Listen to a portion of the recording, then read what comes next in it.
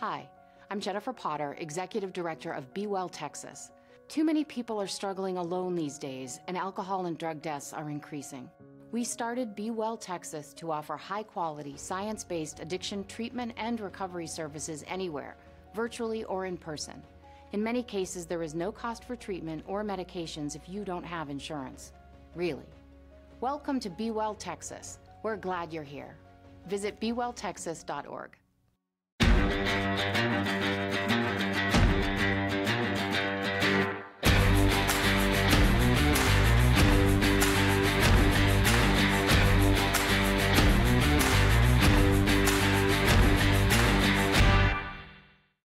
Welcome to episode 255 of the Alamodome podcast. This is your host, Jared Kelmus, joined once again by my co-host, Adrian Bermudez. Adrian, really missed you on the bonus episode this week. I had to have Javi fill in for you. So it's good to be back on the air with you, my man. Yes, man. Thank you. Thank you. I really enjoyed you and Javi on the Pac-12 conference realignment that wasn't podcast on the Patreon bonus episode. It is a fantastic listen. You need to listen to it, subscribers. If you're not subscribed, you should subscribe to listen to it. You have Patreon access available for just $5 a month. It is a fantastic coverage, man. So yeah, kudos to you guys. I highly enjoyed that listen. Yeah, we'll get into a little bit more about the Pac-12 stuff and kind of the fallout. You know, obviously I want to hear Adrian's perspective on it since he wasn't on the podcast with Javi and I did this week. But before we get into all of that, I think first and foremost, right, you got to keep your eye on the ball here. Literally, it is still mid-season for UTSA. It hasn't felt like it these past few days with so much focus and attention being on conference realignment. But UTSA is coming off their best win of the season, for sure. Just not saying a whole lot. They won 45-7 against the Houston Christian Huskies in the Alamodome.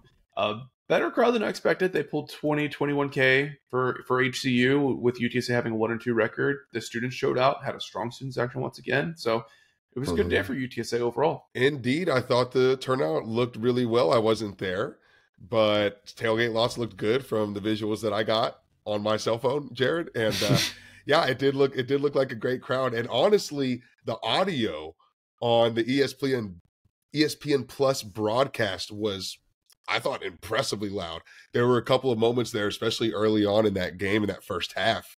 I was like, dang, it's loud in the Alamodome today. Okay, we've got some people in there. We've got some noise in there. So that was good to see. Good to see. Also good to see, Jared, UTSA do exactly what they needed to do against HCU. Yes, a 45-7 win. You have over 500 yards, 536 total yards of offense from the Roadrunners. So it's a big day in terms of meeting expectations. You still have a couple of things, a couple of areas, I think, a lot even, that need improvement for this team, especially as we go into conference play. And it's conference week, baby. And we're going to be talking about ECU and the Pirates a lot as UTSA gets ready to get to, I think, the most crucial point of their season and this version of the Roadrunners, a drastic crossroads that could determine how the rest of the season goes against ECU in Greenville this weekend. But they did what they needed to do against HCU. We're trending the right way every single week, considering where the Roadrunners started, albeit we started below where our expectations were. Even in week 1, I think we started below our expectations, but certainly in week 2 and 3. Considering where we started, once we did in fact start, every single week we've gotten better, I think, across the board in all areas, Jared. And the team is really starting to gel, and we're starting to see it glue. And we're starting to kind of see schematically what we're doing, personnel-wise, what we're doing, and what we're going to be leaning on. Some guys coming back from injury, making us look a lot better as well. Still areas that need improvement, Jared. Still areas that need improvement. Yeah, I would say it wasn't a perfect game for UTSA, but it was a very business-like win for UTSA. I mean, they still had their mental mistakes. They still had the penalties. Still some areas that weren't as clean as you would like to see. But they just showed up and did what they needed to do, right? And they let their talent advantage work for them. And, I think the main things that we want to see is, the aggression, the physicality return for another week and for them to be able to run the football. And they did just that. Definitely by far the best performance of the run game this year. Obviously lesser competition for sure. But it was just great to see some massive holes open up, because the gap between Kennesaw and Houston Christian is definitely a large one for sure. But the improvement that we saw in the run game, I think, is bigger than that talent gap between those two teams. If you follow. Yeah, absolutely. You know Makes what I mean? sense. Makes sense. Just, Yeah. classic I think that's getting a hat on the head, right? Just guys were in the right place. They were moving bodies, and the running backs were hitting the holes decisively. we saw another 6 running back day from UTSA's offense and Jeff Traylor and Jared. Yeah, this was something. I told you this is how the third is going to be this year. Something that we were talking about. This is something we were talking about on the instant reaction, and I hadn't had a chance to rewatch the game in its entirety yet, and I was a little bit off base because I said it looked like it started to carve out who's getting the loin share, and to a degree that is true. We do see that Kavorian Barnes is the guy getting the primary number, and Robert Henry behind him, but we're seeing a lot of other guys get involved in the fold, and this week it was Bryson Donald and Brandon Hyde Jr. We got a lot of just a rotating carousel of running backs every single week through the first 4 games of the season. It looks like that's just kind of going to be what the UTSA offense is going to do. Jared, is that safe to say? It sure seems like that to me. I mean, we're 4 games in now, and I think at this point of the season, you are who you are. Like, you can get better, you can change some things, you can improve some things, but I think what we've seen so far is going to be consistent for the Roadrunners. It's a interesting way to approach a position that I think you and I had agreed on should have a little more consistency at it. I think there's enough talent in this room that you can have just 3 guys that you really rely on. If you want to have someone for a special package or whatever, that's fine too, I guess. Mm-hmm. And there's enough youth in that room that you don't need to force all those guys out there either. Let the talented, experienced upperclassmen that you kind of really lean on. 3 is plenty to already kind of spread it around anyways, but I don't have any problems with it, especially as it starts to get better. This is a very evenly distributed offensive output from UTSA. You had 269 yards on the ground, and then you had 267 yards through the air, nearly 50-50 on the distribution to get to that plus 500-yard day for the offense. But fantastic stuff on the ground game, definitely the best we've seen. And a very consistent day. Owen McCowan with another hat trick. That's 3 touchdowns on the day, 0 interceptions. Owen McCowan, Jared, has been flawless in that department. Has not thrown an interception yet this season, has 6 touchdowns to the year. Incredible stuff, I think you got to say. Owen McCowan, yeah, he hasn't been this world beater, and I don't think it has been his responsibility to be, and I don't think he's gotten the help that he needs to in order to do that. And maybe he hasn't done this sort of, those heroic passes that you want to see that are way downfield in the big plays. And I'm sure they're coming, but he has been completely mistakeless throughout the first 4 weeks. He's played great football, high IQ football, great completion percentage. He's already got 800 yards on the year. The guy's just being smart. He's being a great offensive captain, I think, and I don't think you can say anything bad about what Owen McCown's done this year so far, and I don't even think we've seen close to what his ceiling's going to be. Oh yeah, he's doing an awesome job commanding this offense in his first season, tasked to do so, man. It's just tremendous stuff from Owen, really, and I don't think he's getting the credit he deserves back there, especially for weathering the storm that he's had to. There's certainly things that you could nitpick for sure. I mean, I criticized him in my film breakdown. He was a little bit slow to get the ball out on some of those checkdowns. Like, there were some plays that he had his eyes downfield a long time, and there was nothing there. But his check down was open, and if he would have hit the check down, 10, 12, 15-yard gain pretty easily, right? So I think that's one area that he could clean up. But, if you think back to the Texas State game, the complaint there was he was getting the ball out too fast. Like, he was too quickly checking down. He fixed that for the Texas game, and he sat in the pocket a little bit longer and let some plays develop. So I think he's still finding that sweet spot of when to go where with the ball in the offense, right? But he's not taking unnecessary sacks too often, just a couple this year, avoiding turnovers. I mean, for a young quarterback, man, he's way ahead of schedule. It's exactly what you want to see. We did see those deep shots start to develop. he took one to Jace Wilson that he couldn't connect on because there was a missed pass interference. Like Wilson got his arm tugged on pretty hard and threw him off his route. The ball was there, great throw, put it right in the corner of the end zone, front corner. And then, of course, he connected with Willie McCoy on a 59-yard touchdown pass. Beautiful ball. Beautiful, beautiful ball. Hit him in stride. Just all that you could ask for, right? So if we see him kind of start to even out those small things that he's, can improve on and find the consistency there and, develop more of that deep shot down the field, I think his offense will start to blossom a little bit more than we've seen so far from them this year. Yeah, absolutely. No doubt. And of course, I think going hand in hand with that, though, you got to give it up for the offensive line. They've improved tremendously, even though the health of that offensive line is still a bit of a scramble, right? We saw a new starting combination for the offensive line this week. Walker Beatty got the start at left guard. And we saw Demetrius Allen kind of split snaps 50-50 with them. And they played well. I mean, regardless of who was out there, even when they put the subs in later in the game, blitzes were getting picked up. They seem to be communicating well. You didn't see like guys getting the wrong block or anything like that. And they were physical. They moved the pile. They drove the defensive line off the line of scrimmage in several occurrences. But most importantly, they're getting to that second level of the defense. They're getting and blocking the linebackers off consistently. And that's the reason why we're starting to see some of these long runs from the offensive line. And got to give a lot of credit to Mekhi Hart coming back. And he's kind of the catalyst, right? He can make blocks that the other guys cannot make on the offensive line. So it's great to see this offensive line improve.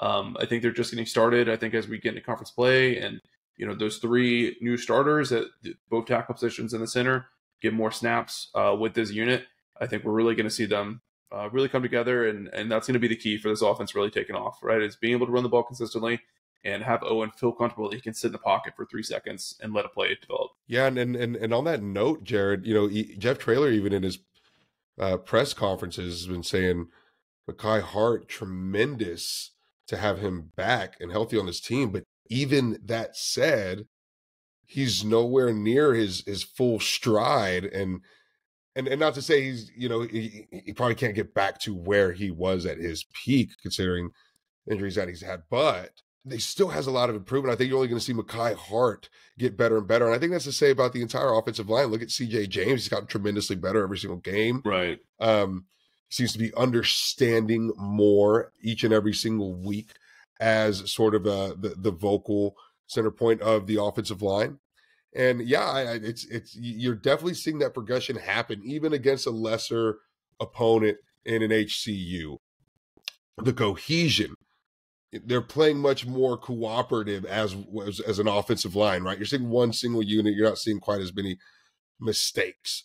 And, that said, really the main mistake of the day for UTSA, another 8 penalty day, 85 yards. They've really only had one clean game in terms of not having a lot of penalties on the day. And I want to say that was the game against Texas. Yeah. And then we had 10 penalties against both Texas State and Kennesaw State, and then 8 penalties against HCU. So yeah, I mean, we still got to see a little bit better play, be a little bit more sharp there, because Jared, the window for error is going to get extremely small as UTSA enters conference play next week. I'm still optimistic in the development of this offense and them improving, but I don't think you're going to see this offense be what it was the past couple seasons, where they're going to drop 45 on the dome of ECU this week, right? So they're going to have to be much sharper and minimize those penalties, those mental mistakes, because the margin for error is much more thin for this team than it was last year. And so far, they've not shown, the ability to keep that under control. And that includes special teams as well. The lack of being able to flip the field on the punt, I think, is hurting this team. It's making the defense look worse than they are. Yes. Missed field goals have been a problem this year. So all that stuff is going to have a much bigger spotlight on it than it has in the past 3 seasons. Yeah, and it's something that Traylor's talked about, and he even mentioned kickoff coverage needs to be better, and the ball placement's off on a lot of those punts, putting it in the center of the field, and it's Also, one other thing on the special teams.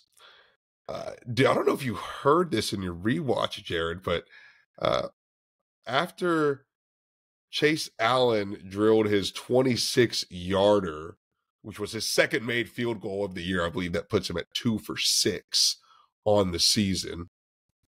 33% field goal percentage from Chase Allen. After he hit that 26-yarder in the Alamodome, the commentator, it wasn't Charlie Strong, it was the other guy on the ESPN Plus broadcast. He said that Charlie was struggling on the broadcast. Not too much of my boy, but there was a couple of elongated silences there where people weren't really sure if he was done talking or not. But the other guy had mentioned when Chase Allen drilled his 26-yard field goal that Chase spoke with the sports psychologist last week after his rough start, his 20% field goal percentage. Then, he comes out and he drills one. So I don't know. Maybe he just had to clear some things up in his head. But I thought it was an interesting tidbit, something that I got that broadcast, man. Yeah, I feel like you don't hear too much about sports psychologists at the collegiate level. You hear in the pros sometimes, right? Like, the classic examples, like the catcher can't throw it back to the pitcher anymore, or a guy's missing all his free throws in the NBA, right? You see those scenarios, but you don't see too much in the college game. And it has me wondering, if you're, a group of 5 college in a small town, like, do you even have access to those resources? Like, if you don't have your own medical school, and that's what I'm wondering too. Yeah, like who's UTSA sports psychologist? Is it a hired person on the staff? Is it a student that's up in their training of their honestly of a degree? I bet they use whoever the Spurs use. Maybe so. Maybe it's a student. I did find that interesting. Maybe it's a student pursuit of their psychology degree, Jared. I mean, you never know. They could be a trainer on the staff. So, all right. Special teams, yes, definitely another glaring issue. Penalties and special teams, probably, two of the things that haven't sharpened up throughout the year the way that the offense has and that the defense has. And I think even through this game against HCU, I think the defense got better from the first half to the second half. And I think that's something that Traylor echoed as well in his post-game presser. Yeah. It's that hidden yardage, defense? Right? It's like you're going to see some box scores for UTSA where like UTSA had 120 more yards of offense than the other team did and like still lost or it was close. And that's probably because if you add up, all the special teams mistakes, missed field goals, poor punts, 75 yards of penalties, well, there you go, right? That explains the difference in how one team was, not moving the ball as well, but still kept it close or came out ahead. So UTSA's really got to clean that stuff up, or find a way to increase the offensive output and get some easy scores. It's going to be one or the other, or this team's in for a world of hurt. On that note, let's throw some positives in there because you got to find something in a 45-7 victory that keeps you a little bit grounded, especially with the start of the season like UTSA's has. But we saw some nice kind of breakout performances from some guys, right? We mentioned Brandon High a little bit earlier. He was actually the team's leading rusher. He went for he tied with Bryce O'Donnell, actually, 74 yards. But he went for 8.2 yards per carry, which is phenomenal. Just looked really, really agile out there. He was really crushing it on like that outside zone play, right? Where Kamar Missouri, Mekhi Hart would go and get that defensive end and then jump up to the linebacker level. And, Brandon High would just take off. And then he looked really comfortable in open space. He ran physical. And guys were blocking for him too. Did you notice that? It seemed like when he was out there, he was really getting some good blocks from the receivers. Yes, more effort. Yes, yeah. I think you saw more effort on those off the ball guys. So that lunch pail work that we like so much, baby, the stuff that wins you ball games. Damn it! And so absolutely. So I think that was noticeable. I think that was noticeable.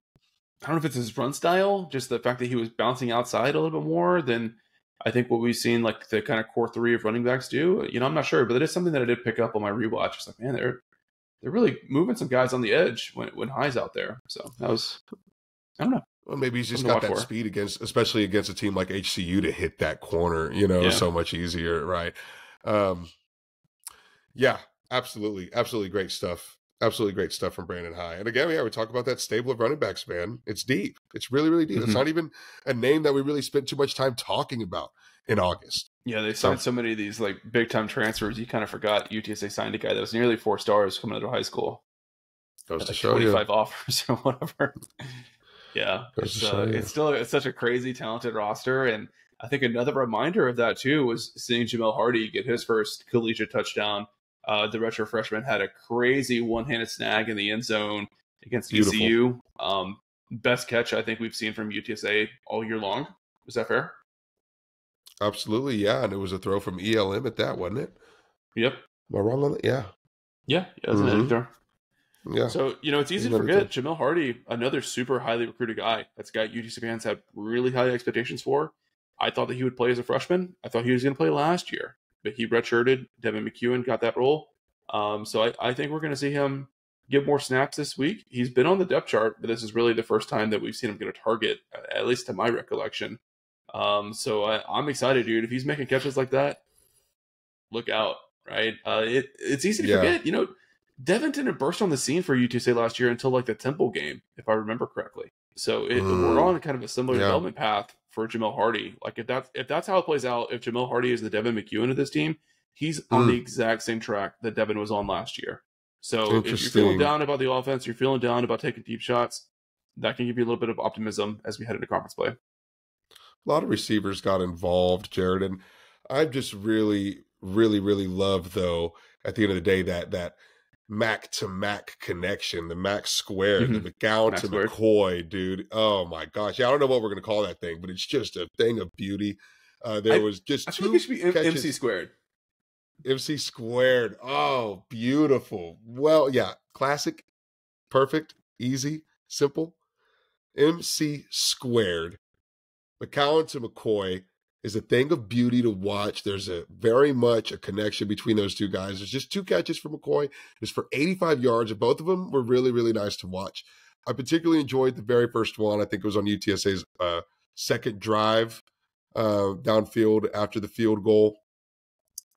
Preceded their first touchdown by a play or two. But it was a rollout from Owen McCowan, and he throws a great ball whenever he's on the move, whenever he rolls out that way. And he hit Willie McCoy.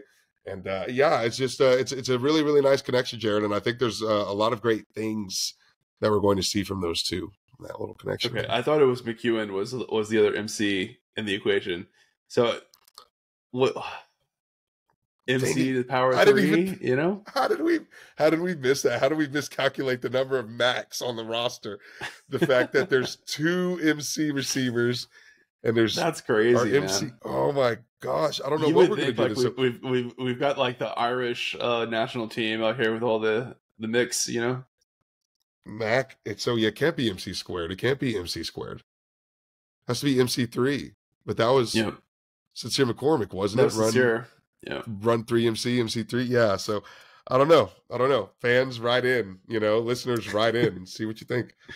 What are we going to call it? 3 Macs. Devin McEwen, 5 catches on the day, 43 yards since we mentioned him there. Hey, speaking of Devin, real quick, his yards per catch this year are very, very low. I have it pulled up right here. Notice that, yeah. He's at 6.6 yards per catch. Right? Is that cause for concern for you? I think it's just going to show that.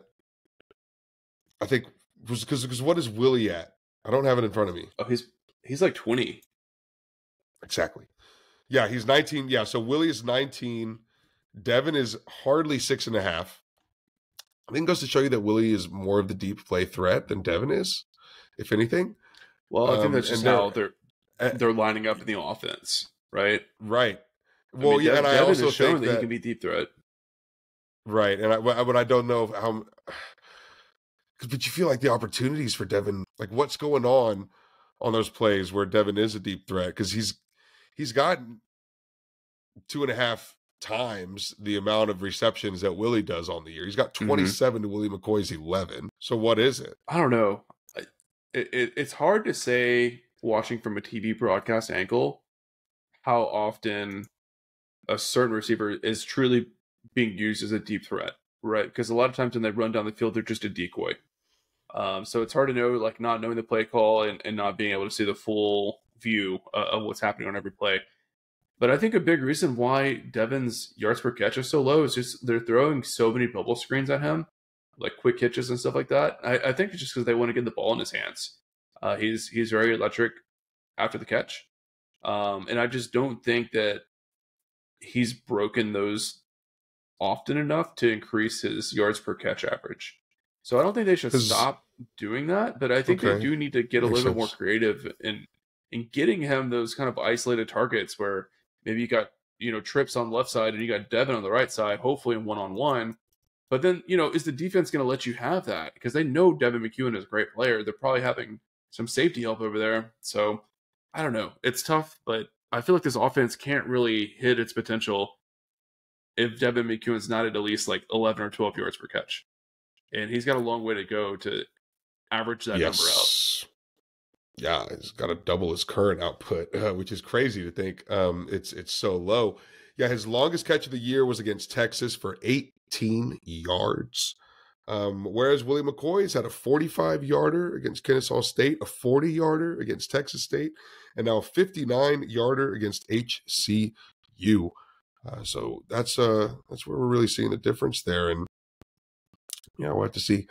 Let's see. There's also just a bit of experience, age gap there between those two guys as well. Devin McEwen maybe just needs to do a little bit better in open space. Maybe that's something that'll come with more snaps for him. Well, Adrian, I think the one thing that we haven't covered yet from this game is some of the individual performances from the defense. Some pretty encouraging stuff. I think first and foremost, Jamori Robinson probably had the best single game performance that we've seen from a Roadrunner on the defensive side of the ball this year. I don't have his stats pulled up in front of me, but I feel like he was just everywhere doing all the things. Here we go. 7 tackles, 2 tackles for loss, 1 sack, a forced fumble, and then a blocked field goal. Yes. So the blocked field goal as well. In the backfield every play too. Yeah. He was living back there. Yeah. Absolutely disruptive. Who else did you see on the defense? So kind of a surprise. John Jones had a pretty good game. Not a name that we've discussed on the podcast before. He was a late addition to the roster. So this is a guy, he's from McKinney High School up in Dallas-Fort Worth, right? So it's like one of the best districts in high school football. And he signed with Missouri, I believe it was, out of high school. And I'm not sure what happened, but he was like at Northern Arizona, and then I think he was at a JUCO. So he's moved around a lot, right? And I don't know his story. Like, I don't think the media's talked to him yet. But he flashed against Houston Christian. He got a pretty good number of snaps, and he got 2. I don't know if he got 2 tackles for loss or just 2 run stops. He had 1 tackle for loss, and he had 2 solo tackles. Yeah, but he was involved with another run stop as well. Yeah. And his quickness was super evident. And I don't want to get ahead of myself here, but it kind of reminded me of when Nick Booker Brown just kind of emerged on the scene at UTSA and kind of became this disruptive force as kind of like that slightly undersized defensive lineman, right? So, John Jones can keep that up. He could fill that role unexpectedly, which would be really nice. And I think if he can kind of come down on third down and get Joe Evans off the field, because Joe's not out there to rush the passer by any means. So if they could have John Jones come in as kind of that pass rush specialist to take over that defensive tackle spot on third down, that'd be a really nice addition to this defense. Yeah. Very nice. Very nice. John Jones. Okay, there's one to keep the eye on. Jared, they said Jeff Traylor mentioned that he simplified some things in the secondary. Did you see anything back there that stuck out to you? Well, I mean, I think the thing to talk about is Elijah Newell played a ton for UTSA. Ken Robinson was out. And then, Jimmy Wire gets a start. Not sure what happened. Traylor said that he got banged up, right? So, you put the true freshman in, and I thought he played pretty well, given his age. And we saw against Texas, too. He got beat on a couple plays, but his coverage was not bad, right? He was in the right spot. I've noticed that he looks back for the football a lot, which is great. That's not something that a young defensive back tends to do a lot of at this level. Because, in high school, you're usually not tasked to have to, fight for that well thrown of a ball that you'd have to look back for it. So I thought he played well. He had a pass breakup or 2. And, it's hard for me to watch on TV and see what the coverages are, obviously. But it seemed like they were in the right place at the right time. And guys seemed to know what to do. And I'm really glad that they made that change to simplify the defense before it really became a problem. Because we saw a little bit of it against Texas. So they seem to have stamped that out pretty quickly. But it's also Houston Christian, right? There were several plays where UTSA had collapsed the pocket before any of the receivers even got out of their first cut, right? So Right. I think we'll really see against East Carolina this week if that is legit or not. Okay. Well, we shall see. It's the very first, real contest on the schedule for UTSA since the Texas State game, and one that in my opinion, the fate of the 2024 season hinges upon, Jared. But we've got to talk about the conference realignment chaos that has occurred sort of behind the scenes to a degree over the last 2 weeks, week and a half.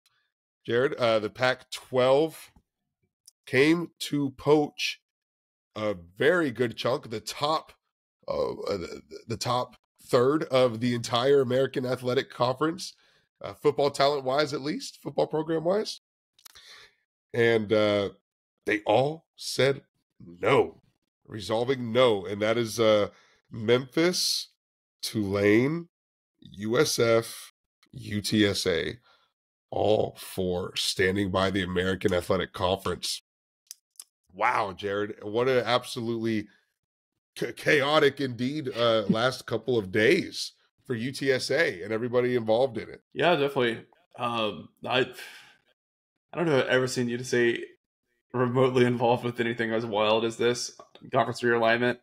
I think like with the WAC and the Conference USA moves, the American moves, like it was pretty clear, like from the jump, that UTSA had a pretty good shot in those scenarios. They may not have been their first choice, but like their names were linked pretty early on, and it just made sense and all of that. And kind of a bit of the same with the Pac as well, right? Like you really heard Memphis, Tulane as like the primary targets, like first and foremost, but it wasn't really hard to stretch and imagine UTSA being a good fit with their geographic location and ability to bring that San Antonio market. But just the way it all went down is nuts. I mean, there's so many leaks, so much stuff out there, and just the fact that the Pac-12 was like going to these schools with nothing really concrete, right? Other than trust us, bro, right? We're going to make a lot of money. A dream, selling a dream. Got these consultants, yeah. Selling a dream and selling a brand that is certainly diminished, right? I mean, yeah. I still think the Pac-12 brand has value, and I know that because when I would talk to like more casual UTSA fans, or like mentioned to my wife, like, hey, UTSA might go to the Pac-12, they're like, oh my god, what? That's insane. Because like they don't really know who's in and who's out of that conference, right? Like, and that's true for 95% of the population, right? So there's value in that, but I think that the Pac schools overestimated the value of that brand. And I think that they thought that a Memphis, a Tulane would be willing to make a leap of faith just to be associated with a brand. And that's a tough sell when you're already in a pretty fortunate situation. If the Americans TV deal was half of what it is, they probably all would have left. But when you're on those really good ESPN channels all the time and you're pulling in, $8 million a year or whatever, you gotta have a pretty convincing opportunity to jump, I think. Dude, yeah, this was sheerly lustful play. Like the Pac-12 was just sort of like, showing its leg, batting its eyelashes, and just saying, hey, come on over here. And here these other schools have this great situation at home, no reason to go out. And the Pac-12 was coming in as a home wrecker, like, hey, let's go have some fun over on the West Coast. We could drive the Pacific Highway and go to the beach in California, and it sounded amazing. Gosh, it still does, Jared. It still does sound amazing. And it would have been hot. It would have been steamy. It would have been tons of fun. Pac-12 after dark. We would have been playing some name brand schools. Someone in our Patreon chat, I can't remember too, used the term helmet recognition. I thought that was very well said. But I agreed with that a lot. It feels like there was a lot to gain from having a a more popularly, more widely spread, more recognized brand of your opponents for UTSA football. And I think a lot of people identify, recognize, can get excited about a Boise State, a Fresno State, a Colorado State than they can a USF and a Rice. Just as an example, I really do. And I think you generate a lot of interest in that regard. But at the end of the day, Jared, Pac-12 has absolutely nothing as far as concrete dollar amounts that they can show the AAC schools as far as what their payouts will look like. If you join the Pac-12, this is how much money we are going to give you on your conference payout because of our TV deal and because of this and that and the other. This is about roughly an estimate of how much money you can expect. They can't even give you that. It's an extremely irresponsible decision to go and commit to something like that. And two, it's one thing to have like these projections that your consultants have come up with, and God only knows how they come up with it. They didn't even know like what networks would be bidding. You know what I mean? Like, is ESPN going to be involved? Is the CW going to be involved? Is Turner going to be involved? Like, those are all hypotheticals, right? And I think there's a scenario where they could have pulled a pretty good media deal. I think those days have passed.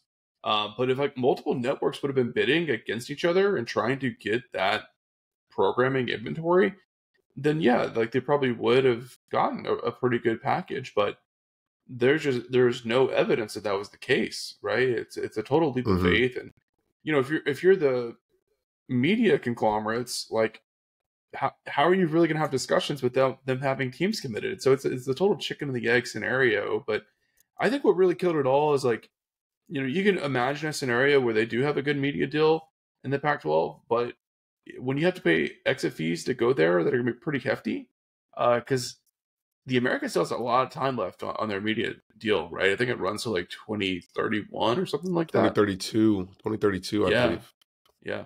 And I was just always under the assumption that the Pac-12 was going to cover the majority of those exit fees, right? I know that $25 million number got thrown out. I don't think any school would have actually paid that. It would have been drastically less, especially for UTSA because they were on a partial share. But then it turns out the PAC was only offering like $1.5 million, $2.5 million or something like that.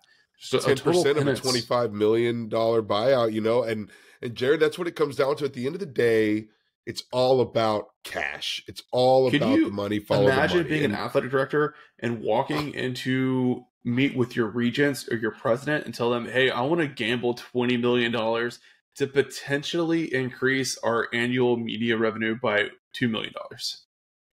Like, it's a total joke, right? And like Jared, dude, it wasn't that long ago. UTSA fans that have been watching the program for more than 5 years can attest. 4 maybe. Like, we were on BN Sports. Like, you couldn't find a UTSA broadcast. They didn't exist. You had nowhere to watch the game if you weren't at it. Like, this was a real issue.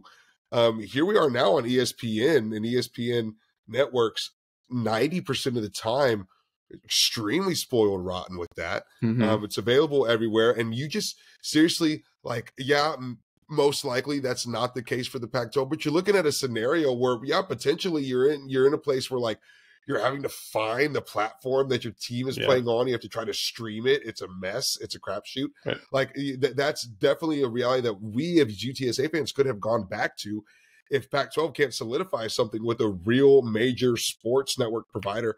And it's crazy. It's crazy to say, give me $25 million. That's the type of gamble you'd ask your board of regents for.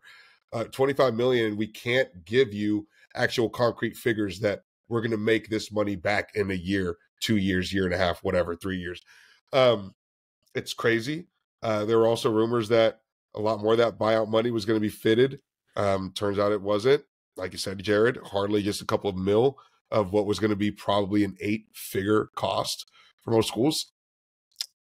So the other point of that is, Jared, it all hinged on the Memphis Tigers, right? I mean, they sort of set the standard for the AAC. They're the best of the rest in terms of what's left after P4 conferences. Memphis has the best shot at getting a Big 12 bid, going to a Power 4 conference, and they probably will eventually. And so whatever conference they're in by default, if there's a couple of other decent schools, and it should be the best conference as far as the, you know, the best of the rest goes.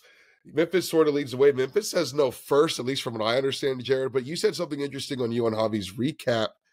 You said you thought that if Memphis said no, it would actually raise UTSA's chances. And I don't want to give up too much of our Patreon episode, but can you elaborate that on a little bit? And like, how did that surprise you as like things were happening like minute by minute in real time? Yeah. So my thought process on that was like the Pac-12 has to have more schools, right? Like they can't be a conference if they don't get to 8 football members. And then, you know, if Memphis was out, USF was definitely going to be out for sure. And Tulane, I wasn't sure about. But with UTSA being in Texas, they're geographically closer to the rest of the Pac-12. They get you into the central time zone. And of course, the big thing is like everyone knows now, UTSA was on a drastically reduced share as far as the annual revenue distribution they receive from the American. So while Memphis would have to do a certain evaluation from a ledger standpoint of like, is this a break even or a profitable move for me? For UTSA, that logic was drastically more straightforward, right? Because they're only getting $3 million a year from the American. And it, you know, maybe up until this week, it sounded like it's going to be a long time before UTSA gets to that full share that Memphis and the other schools currently enjoy. So if the Pac-12 is going to be in a scenario where they were going to cover, you know, portion of exit fees, and the media deal actually was going to be 8 to, I always thought it was going to be closer to 8 than like 15 or whatever high numbers people were throwing out. But for UTSA, I mean, that's a pretty solid jump. And then you're, you know, associated with those brands, and, you know, you don't have as bad of a travel situation as those East schools, more Eastern schools do. So for me, I was like, well, damn, like that seems pretty obvious that it would be UTSA. But I think once Memphis and the rest, you know, committed themselves to stay in the American, I think UTSA had to reassess and be like, okay, well, they're not going to be the best of the rest. Is it really worth it for us to make this move and to send our soccer team out to Pullman, you know, once a year, and send the track and field team out to Corvallis and all of that? And again, like we still don't really know what that number would have been as far as the media payout goes, right? So I think the risk was just too great. I think maybe something that I overestimated is maybe UTSA is not as desperate for those extra $1 million as they were a couple years ago. Right. We've seen the budget increase drastically for UTSA, you know, in the past 3 years as far as the athletic budget goes. And now with the merger with UT Health, it's going to further accelerate that. So I also think those travel costs were more than I expected too. Like I saw a lot of people say it was going to be like $3 million a year in travel costs for these Pac-12 schools, which is crazy high. So I think all of those things add up together and just wasn't as attractive as it seemed to be on paper. Look. The AAC is the smarter decision. And I mean, we can talk about all of these reasons. Look, it's a laundry list, man, for everything that we're talking about. I mean, like geographically, it makes absolutely no sense for us to be going to the West Coast for all of our games. Like it is a victory for common sense, which is rare in college football. So we do need to appreciate that. Huge. No TV deal, a lot of ridiculous travel. UTSA actually has a lot more leverage than they did. Like you said, Jared, not as desperate as they were. Javi said something like, we might look back and it all be smoke and mirrors. We might be grateful, I think he said. And I definitely believe him on that. Jared, UTSA, I think, used this move as a lot of bargaining power against the AAC.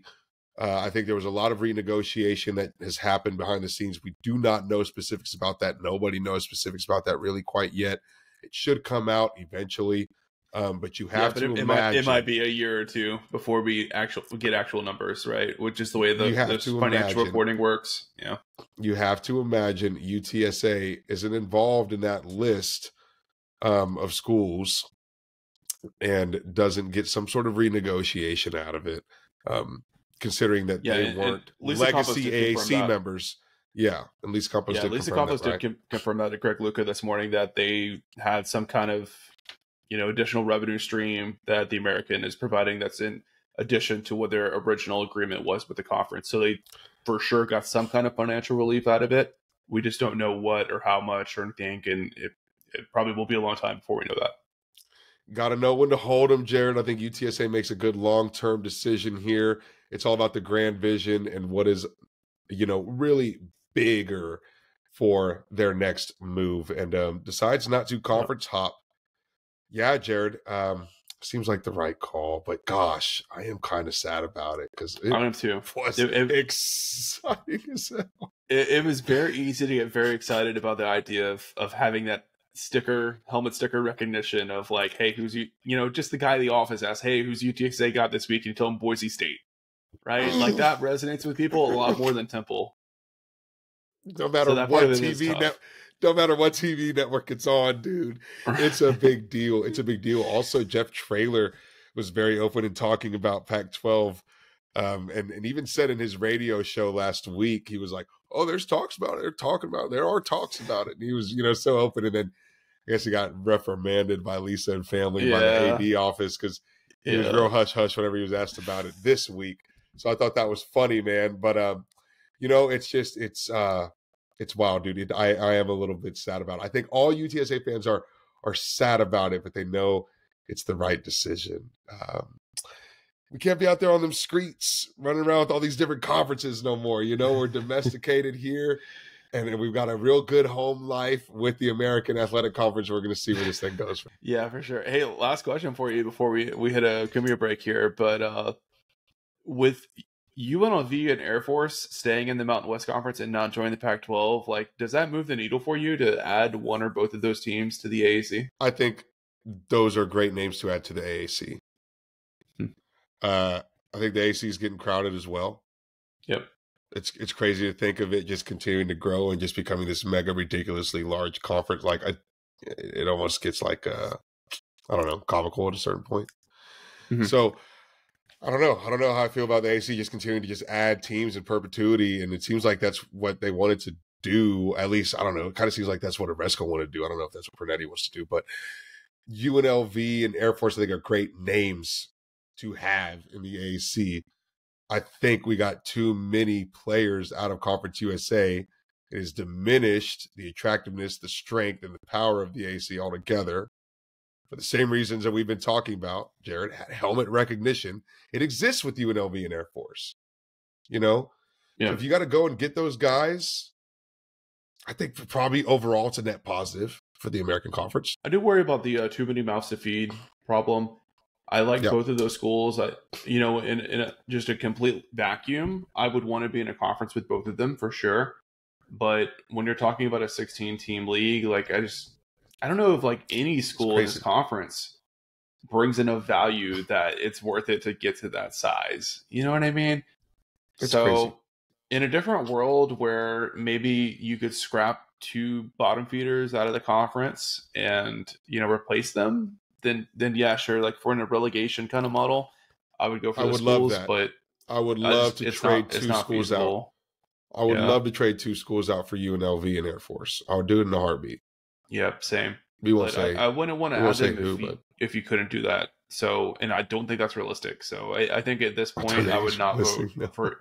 In addition, unless ESPN was like, dude, we'll give you guys an extra $100 million to split across the 12. Okay, that's too much. Well, we'll give you an extra $20 million to split across the conference, and then everyone gets an extra $1 million a year in TV revenue. Like, yeah, I could probably go for that, but I don't think that is what would happen, right? I think it would be like, oh, we'll keep everyone even, and you add 2 teams. Like, I'm gonna pass on that. I'm good. Yeah, ESPN would probably get a couple of extra dollars for having all the service academies in one conference on a football level and having that tournament play out. That would be probably sick. not eight figures worth. So, yeah. Not 8 figures to pay out to the conference worth. I should say. Right. So okay, Pac-12. It was a fun little slide in them DMs. You know what I'm saying? But had to nix that. Had to block. Had to delete and block, baby. Yep.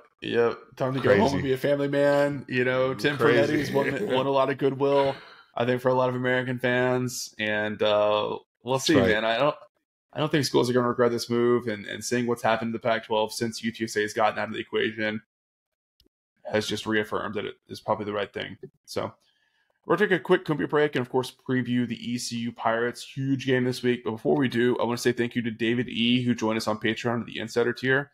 And I want to say thank you to all of our Board of Trustees members who continue to support us very graciously.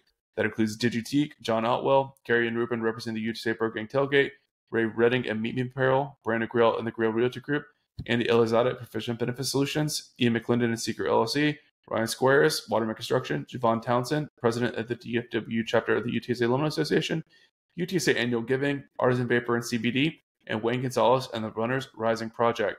And, last week was the first time UTSA did their NIL flash in the stadium, which is really cool. I know Runners Rising raised some money from that they'll, give to the student athletes as well. So next home game, be on the lookout for that, and be sure to scan that QR code and you can, help out the student athletes, because I know every dollar goes a long way for them.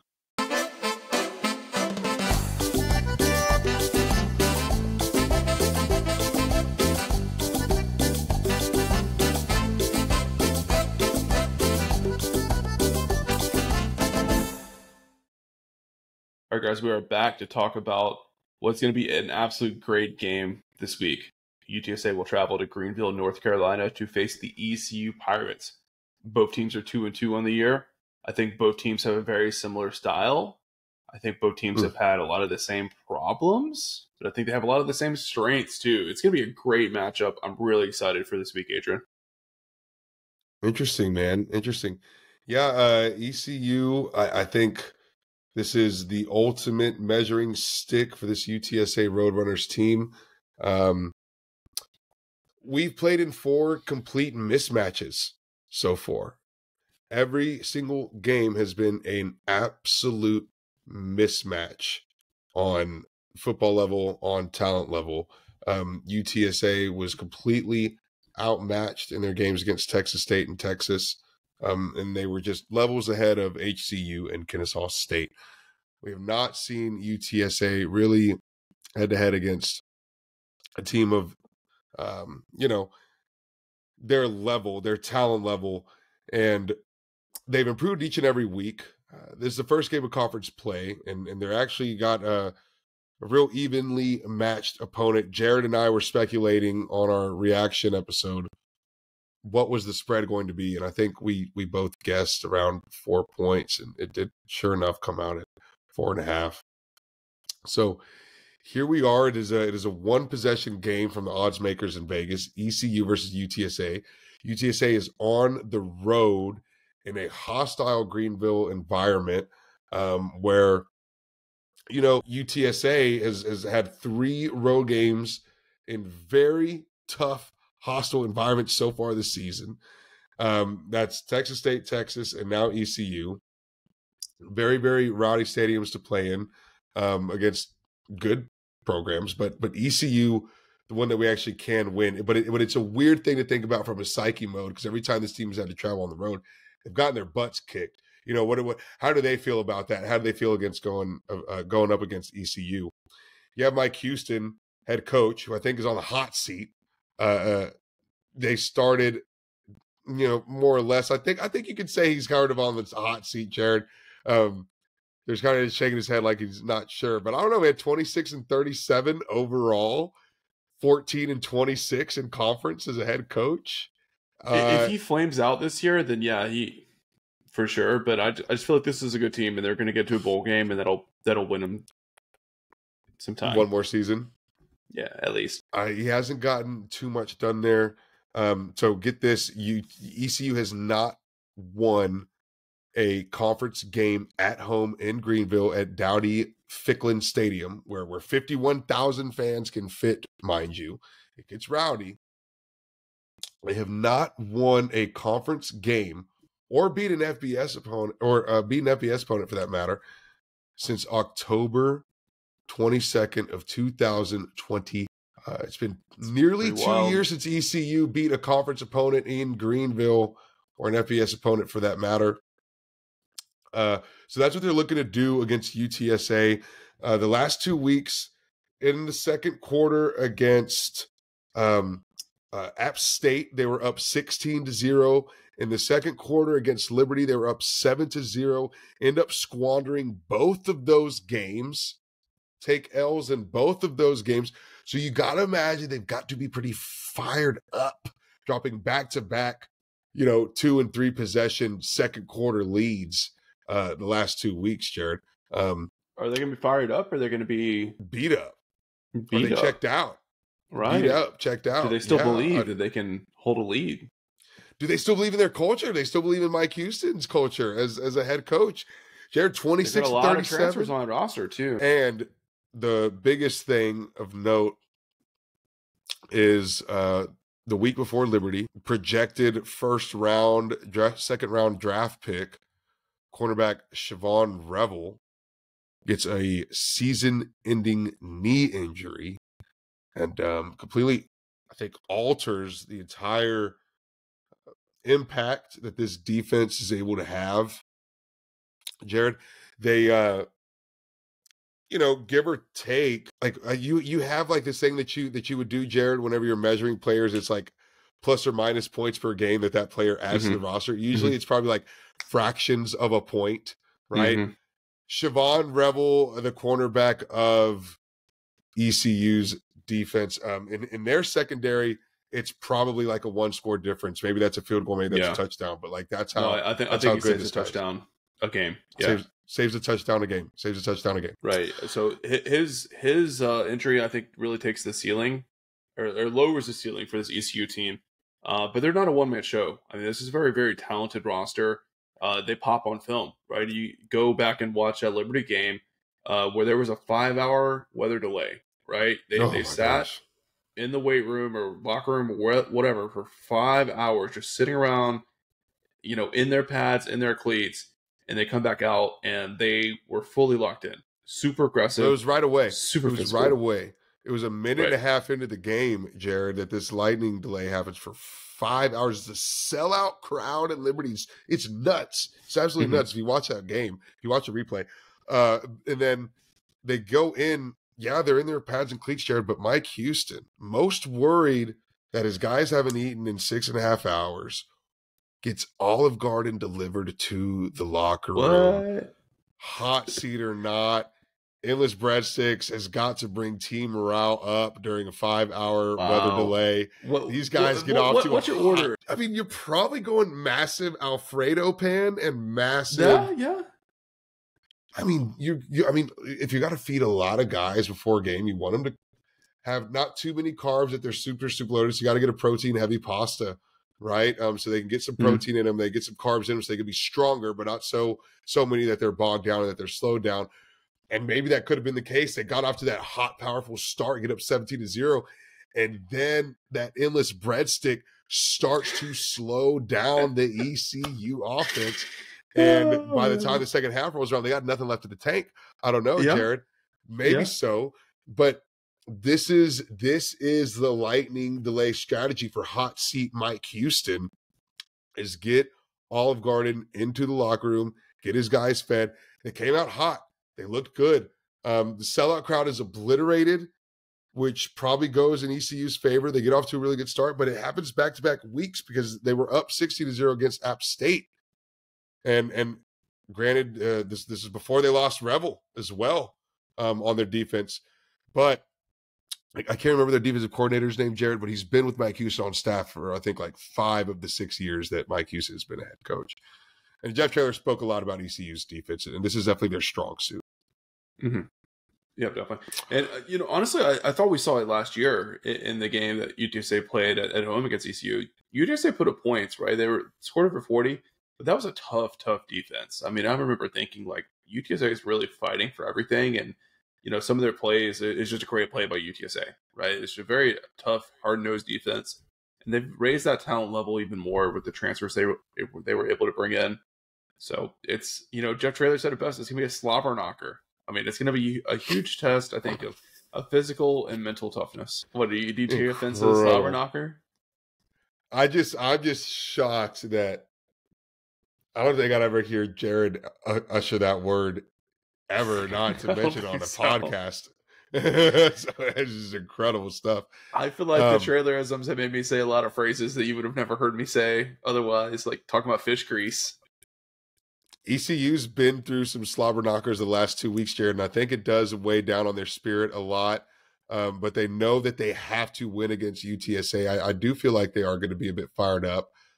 They have to be, because if they're not, they stand no chance without Revel. But you've got to have something left in the tank. And so we'll see what ECU's made of. We'll see what UTSA is made of. This lightning hour delay, Jared, when I put on the replay for this game, it was just 8 seconds shy of a 8-hour stream on ESPN Plus. Absolutely unbelievable. It was 7 hours and 53 seconds of I cannot believe I stayed up and watched that whole thing, dude. I watched every snap of that post-rain delay. Well, here's the crazy thing. If you listen to the ECU radio show, Pirate Radio, I don't know the numbers that they are, but these guys have like hundreds of live callers in their what's called the fifth quarter. Immediately after the game reaction, it's 3 a.m. in North Carolina, and there's hundreds of fans called to scream irately about the program. It was the most fascinating legion of fandom that I've ever heard the audio of at the G5 level. I was fascinated. I was blown away. I was envious. I was in admiration of it.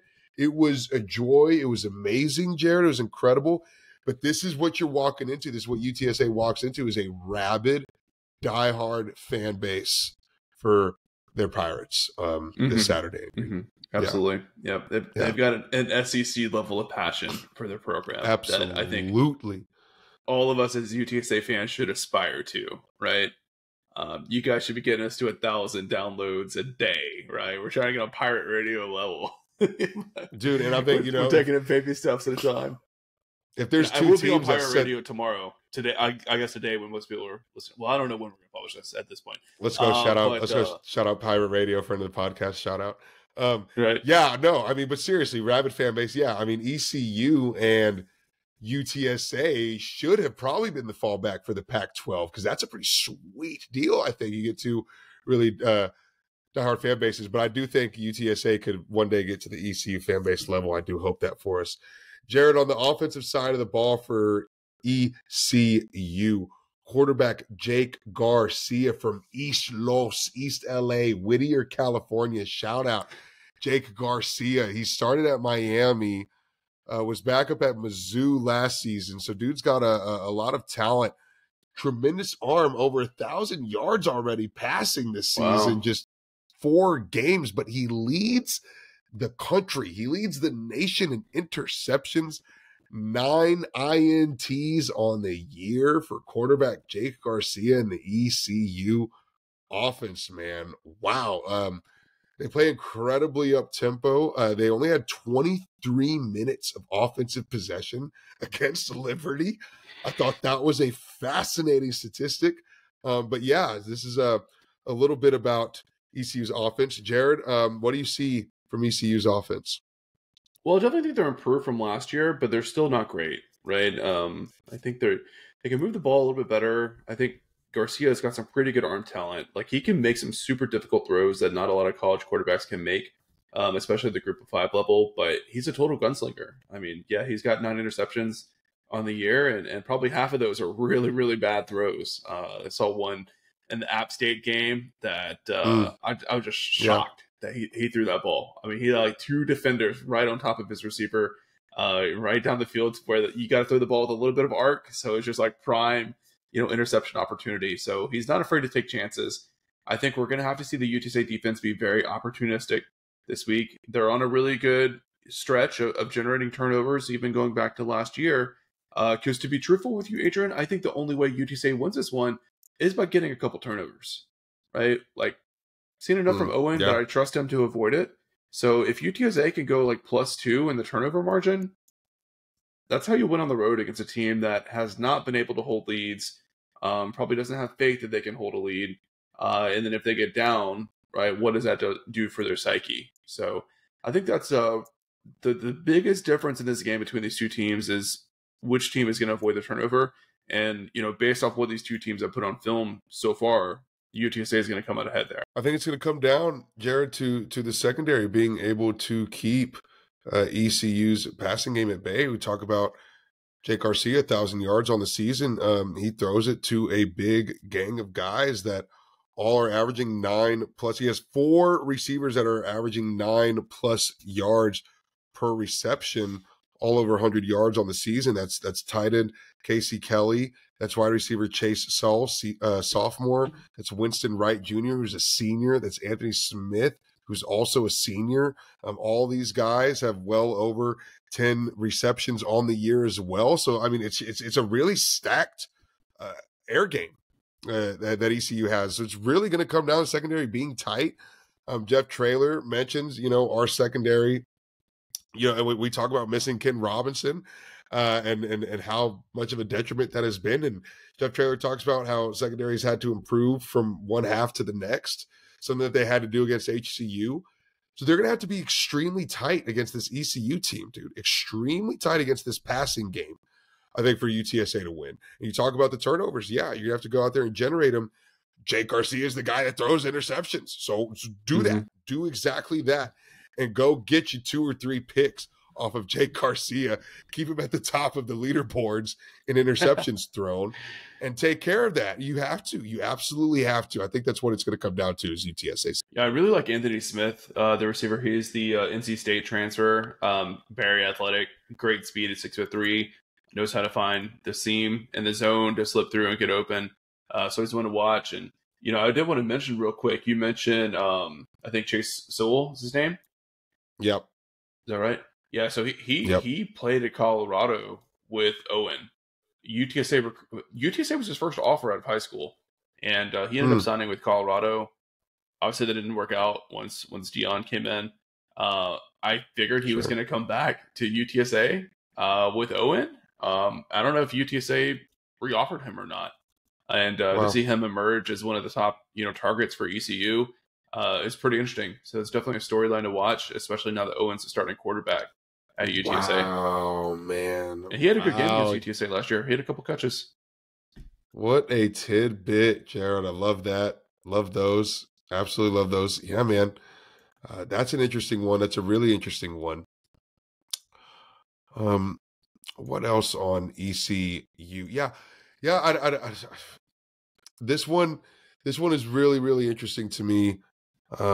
There's this crucial, I think, standoff with ECU as a program that sort of unfolds here over the next 2 weeks on their schedule, because they have UTSA at home this week, and then they go right across the state to play Charlotte, who they lost to last year.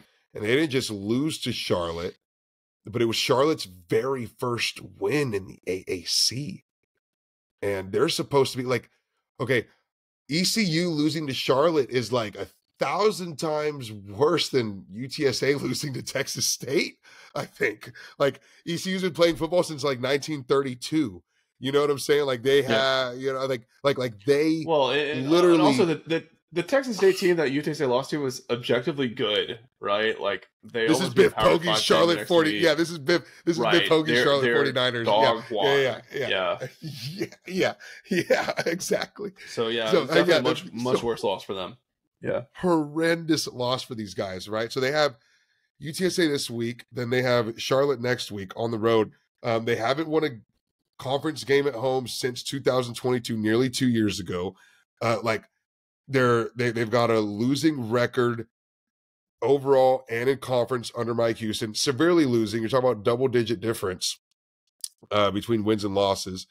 Mike Houston, I think this is 6th year there. Like, there's like some echoes of Frank Wilson here, Jared. I'm not going to lie to you, but like listening to the radio show, the Pirate Radio show, callers were infuriated after these last 2 losses and that one to Liberty. And one guy said that Mike Houston is playing for his job these next 2 weeks against UTSA and Charlotte. I found that really, really interesting. And we could have a serious point here. And I think you're going to see, is this team really, really bought in? Do they have something to play for? Do they want to win? They want to play together. But I think, Jared, this is a team that at their best, 17-0 against Liberty, 16-0 against App State, I think at their best has looked better than UTSA has looked at their best so far this season through the first 4 games. Probably so. I don't know if UTSA goes up 17-0 or 16-0 against Liberty and App State, respectively. I don't know if this team gets that done this past month in September. I will say, I don't think App or Liberty this year is the App or Liberty of last year. So I think that did color my perception a little bit heading into this week. But the more I looked into those teams, the more I'm like, they're probably not too far off from UTSA. Anything else of note? How close these two teams are is one of the advanced stat sites that I use, collegefootballinsiders.com, has like net ratings that like just essentially look at all your stats and compare you against opponents or whatever. East Carolina is ranked 103 right now in the nation. UTSA is ranked 104, literally neck and neck. Wow, and that's why it's a 4-point spread from Las Vegas. Jared, are you ready to give a score prediction on this game as UTSA goes on the road? I am. Against ECU in Greenville, hostile environment. It's the first game that really, really matters. Preseason is over. The out-of-conference is over. Jared, does UTSA show up? Does UTSA get it done? Because I'll be honest, Jared, I think the ramifications of this game are UTSA is fighting for a conference championship game appearance versus UTSA is fighting for a 500 record. I think win-loss is that extreme. If you lose this game, you're just playing to get bowl eligible this year. 6-6. 6-6. It's off the table. It is crucial. It is crucial. I have two main concerns for this game. I am not fully convinced in the UTSA offensive line's improvement over the past 2 weeks to hold up. I'm not sure how much of that is legit because Houston Christian was really bad. And UTSA bullied all over them. They had a bad scheme. So I'm still a little skeptical on that because they could not push around Kennesaw State. And as good as Texas State was up front, I think ECU is even better from a talent perspective, from a size perspective, athleticism.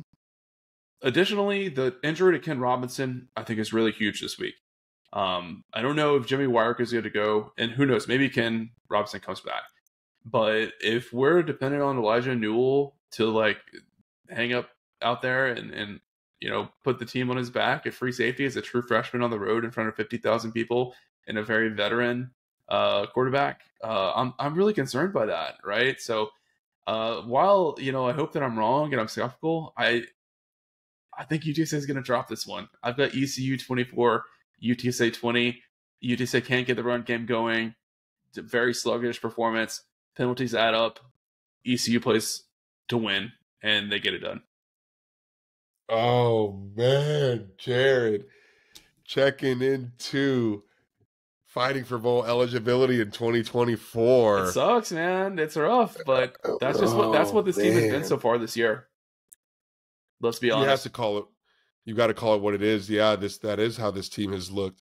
And again, it's been hard to tell because every single game has been a mismatch so far. Jared, this ECU team, I want to say that they're checked out of playing for Mike Houston, but you can't say that because this team is full of transfers.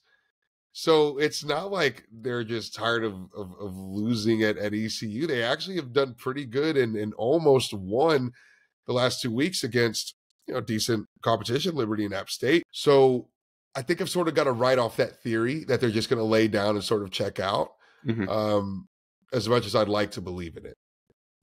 That said, against the 3 FBS opponents that ECU has played this season, they have only averaged 21 points of offense. They lead the nation in tempo. They only have 21 points offense. I think Jake Garcia's 9 interception to 5 touchdown ratio is a massive liability. If they could get going early, if the Pirates could get going early with their passing game and UTSA's secondary can't buckle down quick, then yeah, I could see this thing going south quickly. But I think Jake Garcia's interception problems are going to continue. I think UTSA's secondary has improved little by little, and I think they're going to be sharp this week. I do think they're going to get that part of it done. Can UTSA's offense score enough points to up against ECU's defense? I think that's the big question, and I think you're right about that, Jared, with your concerns that you have. I think UTSA's defense forces the necessary turnovers. I think Jake Garcia is going to throw 2 interceptions to UTSA's secondary. And I think UTSA's offense is going to capitalize on a short field and be able to get enough points to get out of ECU with a thrilling and really like enthralling win for this team. Very, very close, very, very dramatic.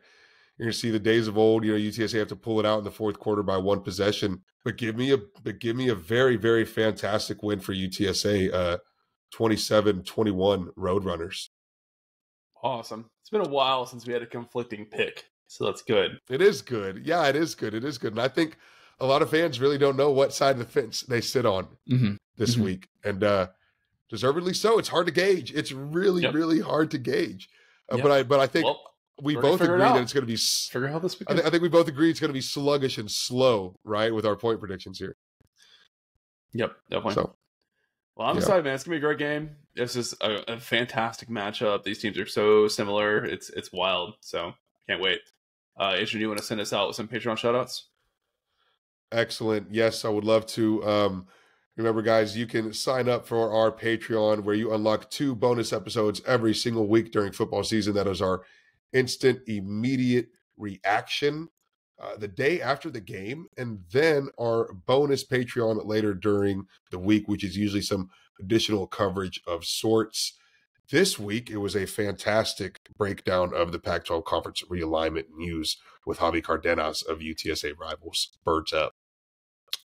Big shout out to our big money donors. That's Ben Tovar, the Bunch family, Zach Espericueta, and the San Antonio Podcast Network, Alejandro Benavides, Dan Nerdahl, host of Around the Bird Bath, Jacob Cavazos, board president for the UTSA Alumni Association, John Nally, Rick Cortez of Rowdy Road Grillers, Summer McDaniel, UTSA King Bowser, Maddie, and Home Field Apparel, where you can use UTSA Wants Home Field for 15% off your first order. That's discount code UTSA Wants Home Field. You can also find fantastic game day merch at our fan shop. Yes, indeed. You can shop at the UTSA fan shop, and you will not only support the podcast, but you will support UTSA student athletes by way of our NIL merch deals that we do with them. And so, yes, we appreciate all of y'all's support. And birds up. Yes, indeed. Good luck on the road trip.